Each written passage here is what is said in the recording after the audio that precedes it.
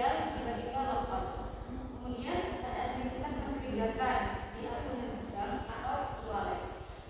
Dan yang ketiga ada perangkat jadi lambat atau sering keras. Dan yang keempat menerima email atau pesan yang mencurigakan. Jadi jika ibu menerima email yang mencurigakan dengan mempublis email itu atau meladeni ibu.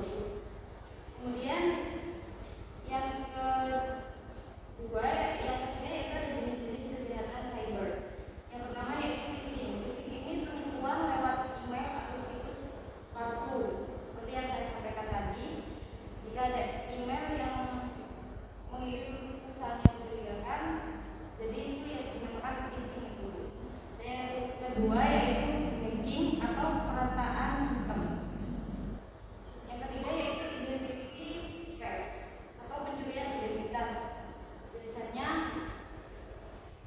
seperti KTP, ibu bisa hati-hati untuk memberikan KTP-nya atau memfoto KTP kepada orang yang tidak dikenal, karena identitas itu bisa dicuri lewat KTP itu. Dan yang keempat yaitu malware atau virus atau ransomware. Yang kelima yaitu cyberbullying. Dan yang keenam penipuan online atau scam. Yang keempat ada penyebab kejahatan cyber. Yang pertama yaitu password lemah. Yang kedua tidak update sistem keamanan. Dan yang ketiga klik konten mencurigakan. Dan yang keempat mengabaikan keamanan jaringan WiFi. Jadi jika di rumah ada WiFi bisa melakukan keamanan untuk WiFi.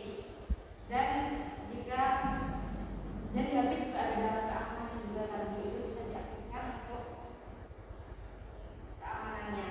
Dan yang kelima yaitu mitigasi pencegahan kejahatan cyber.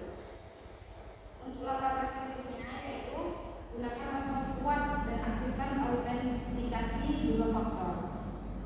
Yang kedua, hindari mengklik link yang mencurigakan atau ada seperti sekarang kan udah terjadi kayak link undangan gitu disuruh buka, ternyata itu bisa setelah kita buka ternyata bisa menghabiskan saldo ATM kita.